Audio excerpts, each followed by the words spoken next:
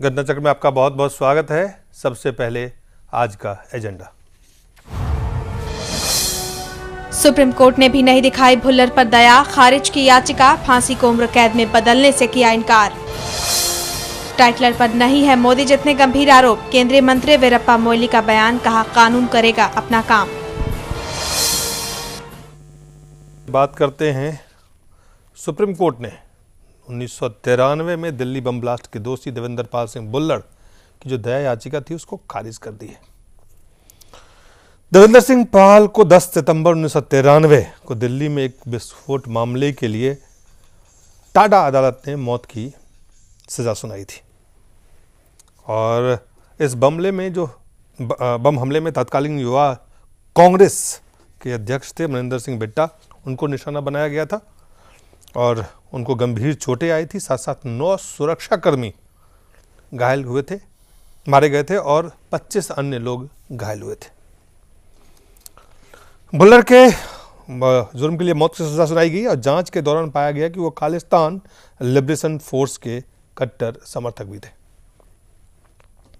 सबसे पहले मनिंदर सिंह बिट्टा ने जो बयान दिए हैं वो आपको हम दिखाते हैं। मैं आज सुप्रीम कोर्ट के फैसले से बहुत ही खुश हूं। सुप्रीम कोर्ट ने हमेशा ही, चाहे हाई कोर्ट हो, उनके जजेस ने हमेशा मौत का कफन बांध के अहम फैसले सुनाए हैं, हमेशा। पर हमारी हिंदुस्तान की गंदी राजनीति ने हमेशा इन फैसलों का, सुप्रीम कोर्ट के फैसलों का अपमान किया है। मैं अगली जो मेरी लड़ाई होगी वो लड़ाई होगी राजीव गांधी की सुरक्षा विड्रॉ करने वाले कौन थे जिन्होंने लिट्टों के आगे राजीव गांधी को फेंका। 1993 में ब्लास्ट के एक दिन पहले मेरी सुरक्षा विड्रॉ करने वाले कौन अधिकारी थे, कौन इंटेलिजेंस एजेंसियों के अधिकारी थे, कौन मेरी कांग्रेस पार्टी के राजनीतिक लोग थे, उनको फांसी के फंदे तक बचाना, जो भुल्लर से भी बड़े कातिल थे, जो लिट्टे से भी बड़े कातिल थे, जिन्होंने राजीव गांधी की सुरक्षा को हटाया, ये मेरा अगला मकसद होगा। ये नीचे के नेता हैं, नहीं अब मैं उसके बारे में आप पता कीजिए। नीचे के मुझे अंबिका सोनी ने खुद बुला के कहा कि भुल्लर के मामले में चुप हो जाइए। मुझे अंबिका सोनी ने खुद बुला के कहा हाई कमान का आदेश है, अफजल के मामले में चुप हो जाइए। और कपिल सिब्बल कोर्ट में क्यों पेश हुआ, ये बहुत बड़ा सवाल है। कपिल सिब्बल भी कोर्ट में केस पेश होता है मेरे केस में। सुरक्षा भी मेरी कांग्रेस पार्टी की लीडरशिप विड्रॉ करती है। फिर एनएसजी मेरी भुल्लर की फांसी से पहले 2 साल पहले विड्रॉ होती है। क्या ये जितनी भी एनएसजी है, नेशनल सिक्योरिटी गार्ड है, ये लालू प्रसाद यादव को मिलेगी? क्या उनके ऊपर हमला हुआ है? मैं श्रीमती सोनिया गांधी जी से बार बार टाइम मांगता रहा, पद पोस्ट लेने के लिए नहीं, बार बार टाइम मांगता रहा कि मुझे टाइम दे दीजिए। मैं एक सवाल पूछना चाहता हूं कि कपिल सिब्बल भुल्लर का वकील बन के केस क्यों लड़ा? मैंने कांग्रेस के लिए, देश के लिए गोलियां खाई। अंबिका सोनी ने मुझे क्यों कहा भुल्लर के मामले में चुप हो जाइए? एक लेखी है बीजेपी के वकील, नहीं एक मैडम लेखी है बीजेपी की वकील, उसको पूछ लीजिए क्या आतंकवादियों का केस आएगा वो लड़ेगी? मैं गारंटी से कहता हूं वो लेखी मैडम केस नहीं लड़ेगी। हम भी तो लड़ाई लड़ते हैं, मैं भी पैसे कमा सकता हूं, मैं भी चीफ मिनिस्टर बन सकता था। मुझे कई बार ऑफर हुई। मैंने कहा जो यूथ कांग्रेस के कार्यकर्ता मारे गए, जो मेरे जवान मारे गए, उनकी शहादतों का अपमान नहीं करूंगा। मेरे साथ कोई नहीं रहा, मीडिया ने भी मेरा साथ छोड़ दिया इस लड़ाई में।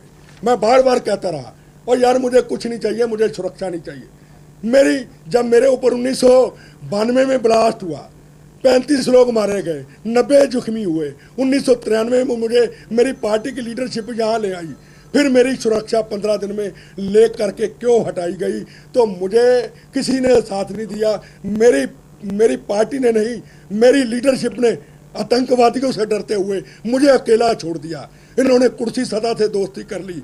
मैंने इंदिरा गांधी और राजीव गांधी के असूलों पर चलते हुए मौत से दोस्ती कर ली और आखिरी दम तक राजीव गांधी को कातिलों को फांसी दिलाने के लिए भी मैं लड़ूंगा। अफजल को दिलाई परिवारों के साथ। अब मेरा अगला निशाना होगा राजीव गांधी के कातिलों को फांसी पर चढ़ाना और वो पॉलिटिशियन जिन्होंने मेरी और राजीव गांधी की सुरक्षा को हटाया और इंटेलिजेंस एजेंसी के वो अधिकारी जिन्होंने राजीव जी मेरी सुरक्षा को हटाया उनको फांसी के फंदे तक पहुंचाना, ये मेरा अगला निशाना होगा। तो आपने सुना पूर्व कांग्रेस के युवा कांग्रेस के अध्यक्ष महेंद्र सिंह बिट्टा ने जो बातें कही, उन बातों पर चर्चा बाद में करेंगे। लेकिन बीजेपी के तरफ से कैप्टन अभिमन्यु जो उनके प्रवक्ता हैं, उन्होंने क्या कहा? महेंद्र सिंह बिट्टा के ऊपर जिस प्रकार से आतंकवादी हमले हुए हैं, वो एक बहादुर व्यक्ति हैं और उन्होंने आतंकवाद के दंश को सीधे सीधे झेला है। और आज जो उनके बयान सामने आए हैं, कांग्रेस के बड़े बड़े नेताओं पर उन्होंने जो संगीन आरोप लगाए हैं अपनी सुरक्षा व्यवस्था को लेकर के, और वहीं साथ साथ पूर्व प्रधानमंत्री की सुरक्षा व्यवस्था को लेकर के प्रमाण सहित जो उन्होंने प्रश्न उठाए हैं, कांग्रेस को उनके उत्तर देने चाहिए। और एक प्रकार से कांग्रेस की पूरी कार्य संस्कृति के ऊपर उन्होंने प्रश्न चिन्ह लगाया है कि जिस व्यक्ति के ऊपर सुरक्षा का इतना बड़ा खतरा था और अपनी सुरक्षा के खतरे को लेकर के जब वो वरिष्ठ नेताओं से बातचीत करना चाहते हैं, उससे मिलना चाहते हैं, तो उनको मिलने भी नहीं दिया गया है अपने ही कार्यकर्ता को। तो कांग्रेस की पूरी कार्य संस्कृति पर एक प्रश्न चिन्ह लगाता है। कानून का जो भी फैसला है वह उसका हम सम्मान करते हुए कि किसी भी प्रकार के आतंकवाद को सख्ती से उसके साथ में बर्ताव करना चाहिए, ऐसा भारतीय जनता पार्टी का हमेशा मानना है। राष्ट्रहित के साथ में कभी भी कोई समझौता नहीं करना चाहिए और आतंकवाद को पूरी सख्ती से उसके साथ में डील करना चाहिए, ऐसा हमारा हमेशा से मानना रहा है। और आपको मैं बता दूं कि सीताराम येचुरी ने क्या कहा। It's not only this one particular case. I mean, I do not want to really comment on any one particular case which is sub judice. But the matter is that in India today you have a large, huge number of under trials who are in jail without being proved that they are guilty. Now, this is not a situation that is very healthy for our democracy. I mean, you cannot keep people under custody and not try their cases for years on. And finally, when you do try them, whatever be the verdict that will come out, but that judicial process, the delay in this judicial process is something that is very, very worrying. It should not be happen. जो delay, जो देरी होती है न्याय में मिलने में, वो एक गंभीर चिंता का विषय है। इससे पहले कि हम अपने बहस शुरू करें, आपको हम कांग्रेस के प्रवक्ता राशिद अल्वी ने क्या कहा वो भी दिखा देते हैं। अदालत जो भी फैसला देती है, हिंदुस्तान के अंदर कानून का राज है। अदालत जो फैसला देती है हम उसका सम्मान करते हैं। कांग्रेस प्रवक्ता ने जो आरोप लगाए, अवधेश जी आपसे शुरू करते हैं। एक है न्यायिक प्रक्रिया से हुई फांसी के बाद याचिका के राष्ट्रपति के पास याचिका, फिर ये पूरी चीज़ें घूम के वहाँ पे पहुँची। न्यायिक प्रक्रिया पे जो बात कह रहे थे सीताराम येचुरी वो एक है, लेकिन इसके कई पहलू हैं इसके। सबसे पहले आपसे जानना चाहेंगे कि जो ये राहत नहीं मिली, जिस राहत की उम्मीद की जा रही थी, जिस पे सियासत सवेरे से अगर आप देख रहे हो तो लगातार जारी था। सियासत इस पर सवेरे से जारी नहीं था। सियासत तो उस समय से जारी है जब उसको फांसी की सजा को उच्चतम न्यायालय ने अभी से 12 वर्ष पहले उसको पुष्टि कर दी। आज का जो फैसला है उसका पहला अर्थ यह है कि एक बार उच्चतम न्यायालय ने अगर फांसी की सजा दे दी है तो कोई नया तथ्य अगर उस मामले में नहीं आएगा तो चाहे देश के अंदर राजनीतिक भाव कुछ भी हो उसके पीछे, चाहे जो भी उसके खेल खेले जाए, उससे हमारा उच्चतम न्यायालय प्रभावित नहीं होता है। 3 प्ली दिया गया था। एक दिया गया था कि चूंकि फांसी की सजा होने के बाद वो व्यक्ति इतने लंबे समय तक जेल में रह गया है, मानसिक संत्रास झेल चुका है कि अब उसका कोई अर्थ नहीं है, उसको उम्र कैद में बदल दिया जाए।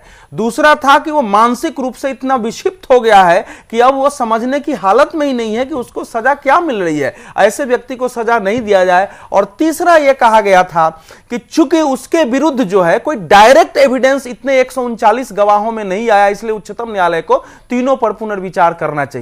उच्चतम न्यायालय ने केवल एक ही शब्द आज कहा है, रिजेक्टेड। दूसरा कुछ कहा ही नहीं है, पूरे उसका इतना ही फैसला है, रिजेक्टेड। जो आपने अपील किया है उसको हम रिजेक्ट करते हैं। तो मेरे लिए यह फैसला बिल्कुल अपेक्षित था, क्योंकि एक बार उच्चतम न्यायालय जो फैसला दे दिया है उस पर बगैर परिस्थिति और तथ्य बदले वो कैसे बदल सकता था, यह है। लेकिन प्रश्न यह है कि अगर किसी व्यक्ति को 11-12 साल पहले सजा हो चुकी है तो राष्ट्रपति के यहां 11 वर्ष तक उसकी याचिका अगर निलंबित रहती है तो ऐसी सजा का अर्थ क्या है, हमारे यहां उसका इंप्लीमेंटेशन क्यों नहीं होता है। और दिलीप जी, मैं याद दिलाना चाहूंगा कि भले उच्चतम न्यायालय ने आज कहा है कि इन आधारों पर जो है आपकी अपील स्वीकार नहीं की जा सकती, लेकिन उच्चतम न्यायालय ने ही अभी से 3.5 वर्ष पहले एक फैसले में कहा कि अगर आप किसी व्यक्ति को फांसी मिलती है, उसका राजनीतिक रूप से एक व्यक्ति को आप टूल्स के रूप में यूज करते हैं, तो इसका मतलब जो न्याय हम जो फैसला करते हैं उसका पूरा जो उस फैसले का पूरा उद्देश्य बदल जाता है। तो उच्चतम न्यायालय को बाध्य होकर के ऐसी फांसी की सजा को और उम्र कैद में बदलना पड़ सकता है, क्योंकि जब आप लंबे समय तक उसको रखते हैं, यही उच्चतम न्यायालय की टिप्पणी थी 3.5 वर्ष पहले। तो हमारे देश में आप और तो छोड़ दिया, आज मनिंदरजीत सिंह बिट्टा की आंखों के आंसू, उसके मुख से निकलती हुई वो सच्चाई जो किसी भी भावुक एक राष्ट्रभक्त के अंदर, जो कि राष्ट्र की सुरक्षा को लेकर संवेदनशील है, उसके लिए काम करता है, प्राणपण से लगा रहता है, जान पर जोखिम उठाता है, और उसके लोग ही उसके काम के विरुद्ध खड़े हो जाते हैं। ये जो आवाज निकल रही थी, इससे क्या पता चलता है? इससे यही पता चलता है कि हमारे देश में सुरक्षा और आतंकवाद को भी उसको उस रूप में न देख करके राजनीतिक टूल्स के रूप में यूज किया जाता है। जी बिल्कुल, आपने धर्मानी साहब 2 बातें हैं कि हमारे देश में ऐसे जो गंभीर मसले होते हैं, जैसे उन्होंने खुद अपना उदाहरण दिया, राजीव गांधी पूर्व प्रधानमंत्री, उनका उदाहरण दिया, और उन्होंने बोला किस तरह से वरिष्ठ कांग्रेस के नेता अंबिका सोनी के बारे में उन्होंने कहा, और उन्होंने कपिल सिब्बल को भी कटघरे में खड़ा किया। देखिए, आप शीला दीक्षित पे उन्होंने आरोप लगाया। मुझे ये लगता है कि अवधेश जी ने बहुत प्रामाणिक रूप से चीज को रखा है, और जो जुडिशियल सिस्टम है, जैसे अभी येचुरी जी भी बोल रहे थे कि जो हमारी न्यायिक प्रक्रिया है उसमें जो डिले है, वो कहीं ना कहीं हमारे देश में, हमारे समाज में अपराध को बढ़ावा देने में मैं समझता हूं एक बहुत बड़ा योगदान दे रहा है। दूसरी बात जो है, ये जो न्यायपालिका के निर्णय हैं, पहले तो न्यायपालिका में दिले, उसके बाद जो न्यायपालिका के निर्णय आ जाते हैं उस पर राजनेता खेलते हैं। अब पहले दया याचिका जो थी, उस दया याचिका का अर्थ था कि एक्सेप्शनल केसेस के अंदर ये दया याचिका जाती थी और उस पर निर्णय तुरंत होते थे। अब 13-13 वर्ष तक, इतने लंबे लंबे समय तक, अब तो बहुत, मेरा ख्याल है जब से प्रणब मुखर्जी आए हैं उन्होंने लगातार इसके ऊपर जो निर्णय दिए हैं, और उससे पहले आपके सामने ही है कि प्रतिभा पाटिल जी के समय में किस प्रकार से पूरी राजनीति चलती रही है दया याचिका को लेकर। ये एक विचित्र स्थिति है कि न्यायपालिका के निर्णय, जो हमारी उच्चतम न्यायालय है, उसके निर्णय पर भी दया याचिका को लेकर राजनीति शुरू हो गई है। ये एक ऐसी स्थिति है जिससे आज बचने की आवश्यकता है, तभी लोकतंत्र और लोकतंत्र की जो जड़ें हैं इस देश में मजबूत हो पाएंगी। नहीं तो ये जो सुप्रीम कोर्ट के निर्णय के ऊपर राजनीति शुरू हुई है, इसका कहीं पर भी अंत नहीं होगा। जो अभी अवधेश जी ने बात कही, मैं बिल्कुल सहमत हूं कि जो देशभक्त है, जिसने अपनी जान हथेली पर रखकर आतंकवादियों से जूझा और उसके बाद उसने सब कुछ अपने ऊपर झेला, उन्होंने जो टिप्पणी की, ये बहुत गंभीर टिप्पणियां हैं। क्योंकि सत्ता पक्ष के हैं, सत्ता में रहे हैं, और इसलिए उनका यह कहना कि इंटेलिजेंस ब्यूरो के ऑफिसर्स आइडेंटिफाई होने चाहिए, अकाउंटेबिलिटी होनी चाहिए।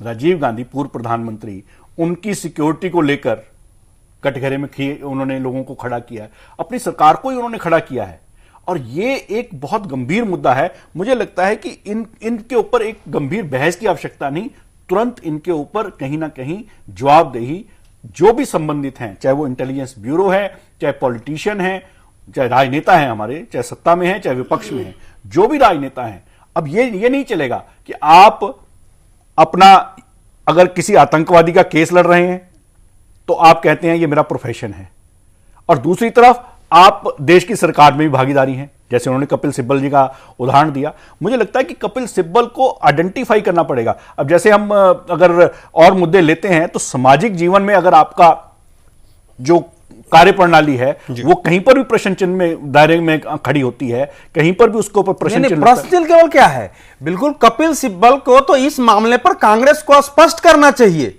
कि सवाल है कि आतंकवाद के बारे में उसकी क्या नीति है। अगर उसका एक मंत्री जाके कहता है कि इस विषय को आप आवाज नहीं उठाओ, आला कमान का आदेश है, आला कमान का मतलब कांग्रेस का कौन है, और केंद्र का एक मंत्री अगर स्पष्ट रूप से लड़ता है तो उसको तो मंत्रिमंडल से हटाना चाहिए। अगर कांग्रेस को अपना आतंकवाद मुझे लगता है जो आपने बात कही, मैं वही कहने वाला था कि एक तरफ आप केंद्रीय मंत्रिमंडल में भागीदारी है और सामूहिक जिम्मेदारी की बात हम करते ही हैं, लोकतंत्र में यह है, और अगर कपिल सिब्बल है कैबिनेट मिनिस्टर अपने प्रोफेशन को उसके साथ जोड़कर देखें तो मुझे लगता है कि जिस प्रकार की राजनीति चल रही है, जिस प्रकार के स्तर पर लोग आ गए हैं अपने प्रोफेशन को हित साधने के लिए, इस प्रकार ये कहीं ना कहीं मिक्सचर चल रहा है। पुष्पेंद्र, देखिए दिलीप, मैं इस बात को थोड़ा सा पीछे ले जाना चाहता हूं।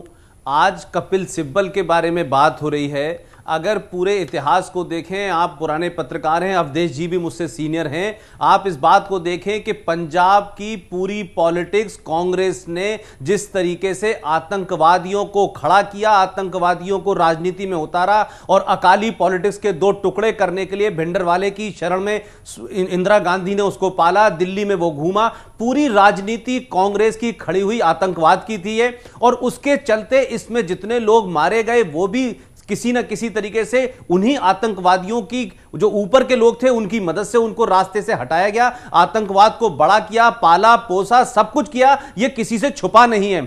आज भिंडरवाले की कहानी खत्म कर देते हैं तो फिर बिट्टा साहब की बात आती है। यह कैसे मुमकिन है कि एक कांग्रेस का प्रधानमंत्री उन्हें सुरक्षा देने की बात कहता है, 15 दिन के बाद उसकी सुरक्षा हटा ली जाती है, फिर जो आदमी उस आतंकवाद में शामिल है उसको वह 20 साल लगाए जाते हैं, फिर अंबिका सोनी जो सोनिया गांधी की कान और आंख और नाक बनी हुई है वो गुना करती हैं कि भाई आप अफजल गुरु और भुल्लर के केस को भूल जाओ, कपिल सिब्बल वहां लड़ने जाते हैं, शीला दीक्षित उसे मानसिक रोगी घोषित करती है। तो आप इसको सिर्फ आज इन 4 नेताओं को न देखें, कांग्रेस पार्टी में बहुत से लोग स्वर्गवासी या नरकवासी हो चुके हैं, लेकिन इस पूरी पंजाब की पॉलिटिक्स में जो पूरा आतंकवाद है उसकी की जड़ में कांग्रेस पार्टी है। कहां कहां कैसे कैसे ये आतंकवाद कांग्रेस ने शुरू किया पंजाब की राजनीति को अपने हित साधने के लिए। आज जब उस पर राजनीति हो रही है तो कुछ लोग बचाने में तुले हैं, कुछ लोग उसको कह रहे हैं कि अब आज देखिए कि पंजाब कांग्रेस के जो लोग हैं वो ये नहीं कह पा रहे हैं कि ये सुप्रीम कोर्ट का फैसला अच्छा है, क्योंकि उन्हें वहां राजनीति करनी है। वो जानते हैं कि इससे लोगों के सेंटीमेंट जुड़े हुए हैं। तो अगर आज पूरे प्रक्रिया को देखें तो एक तरफ राजनीति है, दूसरी तरफ जो सत्ता में लोग हैं वही उनको शय दे रहे हैं, वही उनको बचा रहे हैं। और अब जो बिट्टा कह रहे हैं वो कोई नई बात नहीं कह रहे हैं। सब जानते हैं कि पंजाब की पूरी राजनीति में कांग्रेस ने जो ये पूरा हवा खड़ा किया था आतंकवादियों का, वो उनको ले डूबा और आज कांग्रेस वहां से साफ हो चुकी है। लिहाजा जो दूसरी बड़ी बात जो कहना चाहता हूं मैं वो ये कि देखिए, प्रणब मुखर्जी के आने के बाद से जब काटजू साहब ने यह कहा कि संजय दत्त को इसलिए माफ कर देना चाहिए कि वो 18 महीने जेल में रह चुका है, बड़ी प्रताड़ना झेल चुका है, मानसिक तनाव में रहा है, 20 साल से सजा काट रहा है, हर दिन आतंकवाद का उसके ऊपर एक बोझ लेके चल रहा है। मैं पूछना चाहता हूं काटजू साहब कहां चले गए भुल्लर के बारे में बताने के लिए कि 11 साल से तो राष्ट्रपति के पास उसकी मर्सी अपील पड़ी थी, उसके लिए नहीं लड़ने गए थे। तो ये जो दोहरी राजनीति इस देश में जो काटजू साहब ने शुरू की है, उनका अपना एजेंडा है, भुल्लर को बचाने वालों का अपना एजेंडा है, अफजल गुरु को बचाने के वालों का अपना एजेंडा है। तो मैं समझता हूं कि राजनीति से परहेज को हटना चाहिए। सजा सुप्रीम कोर्ट अगर सुना दे तो राष्ट्रपति की मर्जी के बाद एक और सवाल बहस नहीं होनी चाहिए। एक सवाल और सहज रूप से आता है कि चलिए जो मनिंदर सिंह जो बिट्टा ने आरोप लगाया है, मनिंदरजीत सिंह बिट्टा ने अंबिका सोनी और कपिल सिब्बल पर, लेकिन कपिल सिब्बल के बारे में ये पहले वकील नहीं है जो किसी पार्टी के सदस्य भी हैं और किसी आतंकवादी के लिए केस भी लड़े हैं। और अवधेश जी, क्या ये पहले वकील हैं? और भी इस तरह पहले नहीं, राम जेठमलानी जी, राम जेठमलानी इंदिरा गांधी के हत्यारे का केस लड़े, राम जेठमलानी अभी राजीव गांधी के जो हत्यारे हैं उनका केस लड़ रहे हैं। तो ये देश ऐसा नहीं है कि वो अकेला है इसलिए कर रहा हूं। नहीं तो इसमें दूसरा प्रश्न पैदा हो रहा है कि सवाल है कि जो भारतीय जनता पार्टी अफजल गुरु को लेकर के पूरे देश में और कसाब को लेकर तूफान खड़ा करती रही है, वही भारतीय जनता पार्टी इन मामलों पर उस रूप में नहीं खड़ा हो रही है। ये भी आतंकवाद है, वो भी आतंकवाद है। आतंकवाद को आप संप्रदाय के कलर में नहीं देख सकते हैं या राजनीतिक चश्मे से नहीं। और उतने आगे देखिए, ऐसा है कि जो कम्युनिस्ट पार्टी अभी सीताराम येचुरी कह रहे थे, उनकी पार्टी बजाबता जब दिल्ली में ये जो क्या नाम है उनका, जो आजकल लेख लिखती हैं और फांसी के विरुद्ध महिला, मैं नाम अभी भूल रहा हूं, अरे बड़ी नाम है, हिंदू में भी लेख लिखी है अफजल के फांसी के विरुद्ध, सिस्ता। तो वो जब धरने पर बैठी थी तो उनके साथ पूरी कम्युनिस्ट पार्टी बैठी थी और ये सब यूनाइटेड फ्रंट का सपोर्ट कर रहे थे। इन्होंने मांग किया कि अफजल गुरु की फांसी को और आजीवन कारावास में बदल दिया जाए। समाजवादी पार्टी इस समय आतंकवाद के मुद्दे पर प्रदेश में क्या कर रही है सबके सामने है। तो भारत का पूरा राजनीतिक दल आतंकवाद के हम्माम में इस ढंग से नंगा खड़ा है कि बिट्टा के आदेश देश में जितने भी लोग देशभक्त हैं अपनी सुरक्षा के लिए, उनका हृदय ऐसे ही क्रंदन करता है इन लोगों पर। यह कोई अकेले कांग्रेस की बात नहीं है इस समय, लेकिन कांग्रेस की इसलिए है कि इस समय कांग्रेस चुनाव के लिए दिखाने की कोशिश कर रही है कि हम भारतीय जनता पार्टी से आतंकवादियों के संदर्भ में ज्यादा करे हैं, हम फांसी चढ़ाने में मिनट नहीं लगाते हैं। लेकिन आज जो कुछ भी हुआ है और जो मनिंदर सिंह बिट्टा कर रहे हैं, हमको आपको ये नहीं मालूम था कि कम से कम ये तो जानते थे कि कांग्रेस पॉलिटिक्स कर रही है कि एक मंत्री पद पर रहते हुए जाके किसी नेता को कहे कि तुम इस पर आवाज मत उठाओ। ये तो बहुत बिल्कुल ये तो सुरक्षा के विरुद्ध ये काम है। अवधेश जी मुख्यमंत्री, वो तो मुख्यमंत्री का नाम ले रहे हैं। नहीं, मुख्यमंत्री का तो यह है कि उसको पागल का सर्टिफिकेट सवाल बड़ा सवाल है, जो बड़ा सवाल है। लेकिन पुष्पेंद्र तक हमारी आवाज नहीं जागी। पुष्पेंद्र, ये स्वर्ग और नरक वाला फैसला जो है ये तो हम और आप नहीं कर सकते हैं ना, ये तो ऊपर नीचे से होता है। मैंने ये नहीं कहा, लेकिन ये परंपरा है हमारे देश में कि अगर दाऊद इब्राहिम भी मरेगा तो कहेंगे स्वर्गवासी है, तो वो तो नरकवासी होना चाहिए अपनी मान्यता के अनुसार। शब्द कहे वो एक अलग हमारे देश की धारणा है स्वर्ग और नरक, स्वर्गवासी कैसे होगा। जो मुख्य मसला है, अगर आप देखें राजनीतिक दल जब बात आती है आतंक की तो फिर उस पर राजनीति होती है, और राजनीति जब होता है तो वो सिर्फ एक दल तक सीमित नहीं है, चाहे वकील हो चाहे कोई और हो। देखिए दिलीप जी, मैंने ये बात आपको पहले भी ये कही है कि लोकतंत्र के अंदर ये जो हम पहले ही कह रहे हैं कि अपराध बढ़ रहा है। अपराध क्यों बढ़ रहा है? क्योंकि न्यायिक प्रक्रिया में हमें इस समय जिस प्रकार से डिले अब तो मानने लगे हैं ना लोग। नहीं, उसके पीछे कारण है ना, उसके पीछे आप देखिए राजनीतिक कारण है, जहां फैसला हो भी जाता है, फैसला होने के बाद मैं वही कह रहा हूं, मैं वही आ रहा हूं। मेरा ये कहना है कि पहले तो वो डिले है, उसके बाद जब निर्णय आ जाता है, हमारी देश का सर्वोच्च न्यायालय एक निर्णय कर देता है, उस निर्णय के ऊपर ये जो दया याचिका के नाम पर अब 10-10 साल फिर लटकाने का प्रक्रिया चालू हुई है, उस पर राजनीति खेलने की जो प्रक्रिया, इसके ऊपर पूर्ण बंद, जिसे कहते हैं ना ब्लैंकेट बैन। कौन जब सत्ता में भी और जो विपक्ष में बैठी तो जनता आवाज उठाएगी। आपके सामने अभी जनता ने आवाज उठाई, तो रेप केस के अंदर अब अमेंडमेंट शुरू हुई ना, जनता को आवाज उठानी पड़ेगी कि जैसे अभी बात कही कि आतंकवाद को कोई कलर देने की आवश्यकता नहीं है, और आतंकवाद के साथ जो भी किसी एक के साथ निर्णय हुआ है वही दूसरे के साथ होना चाहिए, और इसमें किसी भी प्रकार की राजनीति जो है वो पूरी तरह से, जिसे कहते हैं ना, जीरो टॉलरेंस पर लाने की आवश्यकता है। ये तो कहने की बात है, लेकिन जो मुख्य राजनीतिक दल है, चाहे बीजेपी हो कांग्रेस हो, बीजेपी की जो बात अवधेश जी ने कही, पुष्पेंद्र, भुल्लर को लेके बीजेपी ने उतनी आवाज नहीं उठाई जितना अफजल गुरु को लेके। देखिए, मैं कहता हूं कि दो किस्म की बातें हैं।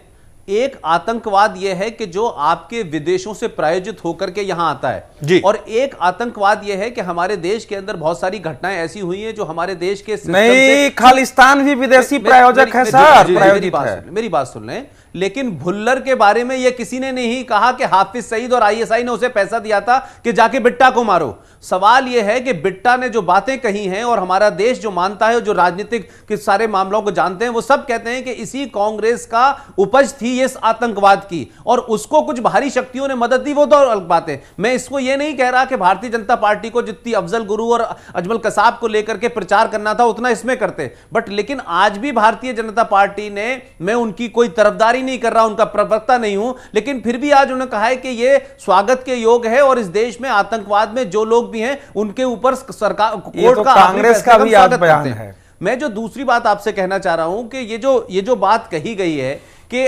आतंकवाद का कोई रंग नहीं होता, कोई धर्म नहीं होता, यह बात बहुत अच्छी है, लेकिन मैं ये पूछना चाहता हूं कि राष्ट्रपति के पास इस जुडिशरी को यह भी आज बताना चाहिए था देश के सामने कि जब एक बार सुप्रीम कोर्ट फैसला दे देती है और उसके बाद दया याचिका जब राष्ट्रपति के पास जाती है, राष्ट्रपति जब उस पर साइन कर देता है कि नहीं इन्हें फांसी पे चढ़ा दो, तो फिर दोबारा कोर्ट क्यों जाती है? वो फिर सुप्रीम कोर्ट उस पर 4 हफ्ते के लिए, 2 हफ्ते के लिए रोक किस लिए लगाती है? मुझे यह समझ में नहीं आता कि सुप्रीम कोर्ट जब एक फैसला कर चुकी है और उसके बाद दया याचिका, तो दया याचिका के बाद फिर सुप्रीम कोर्ट में 4 हफ्ते और 10 मुझे जानना पड़ेगा ना इसका स्टोरी, इसके पीछे जो है कहानी ये है कि उसके बाद जब पंजाब के अंदर बाजाप्ता अगर विधानसभा में ये स्थिति उठता है, प्रस्ताव पारित होता है, वहां से मुख्यमंत्री और कांग्रेस के भी नेता यहां आते हैं कि तत्काल इसके एग्जीक्यूशन पर रोक लगाइए, हम सब लोग जा रहे हैं इसमें सुप्रीम कोर्ट में। और सुप्रीम कोर्ट में सरकार के जो प्रोसिक्यूटर, क्या बोलते हैं, सरकार के जो पब्लिक प्रोसिक्यूटर हैं या जो भी है, वो जब जाकर के वहां शांत होते हैं तो तत्काल सुप्रीम कोर्ट उसको एक्सेप्ट करेगा, क्योंकि सुप्रीम कोर्ट का यह दायित्व है कि फैसले के बाद भी अगर कोई संदेह है, फांसी पड़ने के पहले उसको संदेह नहीं रहना चाहिए। मैं यहां सुप्रीम कोर्ट को दोषी नहीं मानता हूं, एक। दूसरा, यह देश को जानना चाहिए कि राष्ट्रपति अपने देश में किसी भी मामले पर स्वायत्त निर्णय नहीं कर सकता है। राष्ट्रपति इन मामलों में भी जो गृह मंत्रालय बाजाप्ता अनुशंसा करेगा, यानी मंत्रिमंडल के अनुशंसा पर काम करना है। राष्ट्रपति के पास जब दया याचिका आती है, वो बाजाप्ता सरकार को भेजते हैं, गृह मंत्रालय उसको कानूनी मंत्रालय के पास भेजता है, फिर वहां से वो उस राज्य में जाता है और तब आता है, फिर जो रिकमेंडेशन होता है राष्ट्रपति उसी पर साइन करते हैं। चूंकि राष्ट्रपति अगर महत्वपूर्ण है, प्रणब मुखर्जी के पास इतने अपना प्रभाव है कि वो बोलते हैं कि भैया जल्दी हमको इस पर आप फैसला करके दीजिए, मैं इसको लटकाना नहीं चाहता हूं। राष्ट्रपति इतना ही कर सकते हैं अपने देश में, राष्ट्रपति को इससे ज्यादा, इसलिए जो भी फैसला होता है वो असल में सरकार का प्रक्रिया फैसला से होता है। ज्यादा प्रक्रिया और डिले होने से जो गंभीर जो सवाल पैदा होते हैं वो एक तरफ है, लेकिन जिस तरह से सियासत, जिस तरह से राजनीति, जिस तरह से आज मनिंदर सिंह बिट्टा जो सवाल उठा रहे हैं कपिल सिब्बल पे, ये सवाल राजीव गांधी या इंदिरा गांधी कहता है जब राम जेठमलानी नहीं लड़ रहे थे तब भी ये सवाल उठा था। हाँ। लेकिन देखिए उसके बावजूद भी जी जो आप अभी जो बात आ रही है, सवाल ये है कि दया याचिका के ऊपर एक समय सीमा तय होनी चाहिए कि फांसी की सजा हुई, दया याचिका हटा दिया नहीं, वो हटा दिया ना तक। देखिए 89 तक ये मैं वही 2 साल में हो जाना चाहिए। मैं यही कह रहा हूं कि ये जो समय सीमा हटाई गई, इसके पीछे राजनीति है। अब वो राजनीति जो है, जैसे अभी बता रहे हैं कि गृह मंत्रालय और सब, आखिर निर्णय किसका है? कांग्रेस सत्ता पक्ष में एक बहुत कम समय हमारे पास। लेकिन जो पुष्पेंद्र जी ने बात कही आतंकवाद की, और आतंकवाद को वास्तव में ये ठीक बात है कि आतंकवाद को जो एक फॉरेन एडेड जो टेररिज्म है, फॉरेन एडेड हो या होम ग्रोन हो, लेकिन इसका कोई आतंक सुप्रीम कोर्ट का फैसला जवाब ही दे रहा हूं, मैं उसी बात का जवाब। सुप्रीम कोर्ट का फैसला जब भारतीय जनता पार्टी के नेतृत्व में सरकार थी तभी आ गया था जी। उस समय भी वो चाहते तो फैसला कर, राजीव गांधी वाले हत्यारों का फैसला आ चुका था, तमिलनाडु विधानसभा आप इतना दिन लटकाते हैं तभी ये होता है। मैं इतनी सी बात कह रहा हूं कि जब हम बहुत सारी बातें करते हैं, जब हम बाहर के आतंकवाद और घर के आतंकवाद की बात करते हैं, तो इस देश में रेड कॉरिडोर के ऊपर सीपीआई का आतंकवाद, सीपीआई-एम के जो माओ का आतंकवाद है, उसको आतंकवाद के नाम पे हमने कितने मुकदमे चलाए और कितने लोगों को फांसी हुई है। मैं फिर यह कह रहा हूं कि आतंकवाद किस किस तरीके का है, इसको भी ध्यान में रखना होगा। ये पूरा माओ आतंकवाद फैला हुआ है इस रेड कॉरिडोर, इसके बारे में क्या कहना है किसी का? नहीं, दो चीजें हैं पुष्पेंद्र, क्या आतंकवाद को और किसी आंदोलन को या हिंसक आंदोलन को और आतंकवाद को क्या दोनों एक ही नहीं, तस्वीर से मतलब देखो? नहीं, देखिए अलग अलग चीजें हैं। नहीं, जो और फिर ये क्या हो रहा है ना, हम लोग का बहस विषयांतर हो जाएगा। फिर वो बहस सवाल ये है कि आप आतंकवाद पे जो नहीं, हमारे नहीं, देश के देखिए, माओवाद के जी। कुछ हमले आतंकवाद की श्रेणी में आते हैं। मैं पुष्पेंद्र जी से यह बिल्कुल सहमत हूं कि वो भी कुछ आते हैं, लेकिन जो खालिस्तानी आतंकवादी है ये भी विदेश प्रायोजित है। इसमें आईएसआई की भी भूमिका रही है, वो पाकिस्तान में उनको ट्रेनिंग मिला था, पाकिस्तान में इनको ट्रेनिंग मिलता वो भी था। उतने ही खतरनाक है। पुष्पेंद्र, इनको पाकिस्तान में देखिए, ट्रेनिंग दिया जाता था, हथियार अरे वहां से एक आते थे। इंजीनियर आदमी और है सर, ये इंजीनियर आदमी था, ये खालिस्तान कमांडो फोर्स का व्यक्ति है, इसको खालिस्तान लिबरेशन फोर्स का। अवधेश भाई मेरा ये कतई कहना नहीं है, मैंने ये नहीं कहा। मैं ये कह रहा हूं कि आप इस पक्ष को नहीं भूल सकते कि सत्ता पक्ष जो उस वक्त सत्ता में था, आज जो सत्ता में है, इनके मंत्री, इनके नेता, इनके प्रधानमंत्री ने उस पूरे आतंकवाद को खड़ा किया। उस आतंकवादियों को विदेशी लोगों ने लपक लिया और उसकी स्पॉन्सर की। ये दो बातें हैं। मैं इसलिए कह रहा हूं कि अगर हम विदेशियों को नहीं आज जो देश के सामने आतंक की जो समस्या है, उस आतंक के साथ आप किस तरह से उसको डील करते हैं, किस तरह से उसको आप आगे उससे लड़ते हैं, वो एक बड़ा सवाल है। और उस पर जब राजनीति होती है, उस पर जब राजनीतिक जो मनिंदरजीत सिंह बिट्टा ने कहा है कि कांग्रेस पार्टी के वरिष्ठ नेताओं ने उन्हें आला कमान के हवाला देते हुए कहा कि इस बात को नाम लिया, उन्होंने नाम लिया नाम लिए हैं। और उन्होंने कपिल सिब्बल पे सवाल उठाए कि वो मंत्री भी हैं, कांग्रेस में भी है और वो केस भी लड़ते हैं। दिलीप, इससे बड़ा सवाल मेरा सवाल, कपिल सिब्बल साहब ने मुकदमा लड़ा, राम जेठमलानी ने मुकदमा लड़ा, ये शायद नहीं। मैं समझता हूं कि आज सबसे गंभीर सवाल जो सवाल किया गया है बिट्टा की तरफ से, या इस देश को, लोगों को बहुत हद तक पता भी है कि अंबिका सोनी सोनिया गांधी की आंख नाक कान है। उन्होंने बुलाकर अफजल गुरु और भुल्लर की फांसी पे बिट्टा को क्यों कहा कि खामोश रहो? वो ज्यादा सीरियस चार्ज है। कपिल सिब्बल एक वकील हैं। हमारे यहां अरुण जेटली बहुत से लोगों के केस लड़ते रहे हैं, राम जेठमलानी बहुत से लोगों के केस लड़ते रहे हैं। वो अलग बात लड़ेंगे तो आवाज उठेगी। गंभीर सवाल अंबिका सोनी के ऊपर लड़े, राम जेठमलानी लड़े हैं, आवाज उठी जी नहीं, आवाज उठी, लेकिन आवाज उठना पर्याप्त नहीं है, न पर्याप्त नहीं है। इस तरह की सियासत पे जो देश को आतंकवाद से लड़ना अगर है, इस तरह की सियासत को लगाम लगाना होगा। नहीं तो और अगर इस तरह के सियासत को आप नहीं लगाते हैं जी, आपको मालूम है कि भारतीय जनता पार्टी को पंजाब में अकाली दल के साथ जो है राजनीति करनी है, तो यह तो आप राजनीति कर लें या आतंकवाद से लड़ लें। दो पैमाना लेके, दो पैमाना, अगर आप सत्ता की राजनीति, अगर आप केवल सत्ता की राजनीति करते हैं बने रहे, तो यही तो कह रहा हूं कि हमारे देश में सत्ता की राजनीति की हित और देश का हित दोनों इस समय टकरा रहा है। एक व्यापक प्रश्न है, केवल आतंकवाद के मामले में ही नहीं, अन्य मामलों में भी देखेंगे तो हमारा देश ऐसे अभूतपूर्व संकट में है जहां की सत्ता की राजनीति और देश हित की राजनीति में टकराव है। और उसमें सत्ता की राजनीति जीत रही है। नहीं, इतना नहीं है, केवल टकराव नहीं है, उसमें सत्ता की राजनीति हावी है और देश हित जो है नीचे दबता जा रहा है। जी देखिए, इसके अंदर जिस प्रकार का माहौल, मैंने जब पहले भी इस बात को कह रहा हूं कि आतंकवाद में, आपने अभी कहा कि नक्सलाइट को हम नहीं कह सकते हैं। अगर आतंकवाद को आप इस देश में पूरी तरह से मैंने ये नहीं कहा, मैं कुछ और कह रहा हूं। जैसे अभी वहां से आतंकवाद पैदा होता है तो उससे लड़ना होगा। कुछ और कहना है, मेरा ये कहना है कि अगर खालिस्तान के लिए जो मूवमेंट चला वो फॉरेन एडेड था, तो उसी प्रकार ये जो यहां पर कुछ भी अगर आतंकवाद के रूप में लिया जाता, आपको समान तरीके से लड़ना होगा। सवाल ये नहीं, समान तरीके से लड़ना और उसके लिए राजनीति, आतंक को आप उसका पालन हो। दूसरी बात जो इन्होंने बात बहुत महत्वपूर्ण कही है, कोई भी व्यक्ति जो आतंकवादियों का केस लड़ रहा है वो कम से कम केंद्रीय मंत्रिमंडल में तो नहीं होना चाहिए। ये तो निर्णय लेना ही पड़ेगा। ये हो क्या रहा है कि ये मिक्सचर जो चल रहा है, उनको पार्टी में होना चाहिए। उनको पार्टी में ना हो तो और भी अच्छा है, लेकिन मुझे लगता है कि सत्ता से दूर रखना उनको बहुत आवश्यक है। पुष्पेंद्र, बहुत कम समय, मैं फिर कह रहा हूं कि अभी जो मौजूदा व्यवस्था है उसके अंदर कपिल सिब्बल से ज्यादा बड़ा मुझे मुजरिम इसमें अंबिका सोनी लगती हैं। अंबिका सोनी नाम लिया, मंत्री थी, कांग्रेस हाई कमांड के फैसले को नीचे तक पहुंचाती हैं। इसका कांग्रेस जवाब दे। जी चलिए, नरक एक छोटा सा ब्रेक लेते हैं, ब्रेक के बाद वापस लौटते हैं और चर्चा जारी रखेंगे।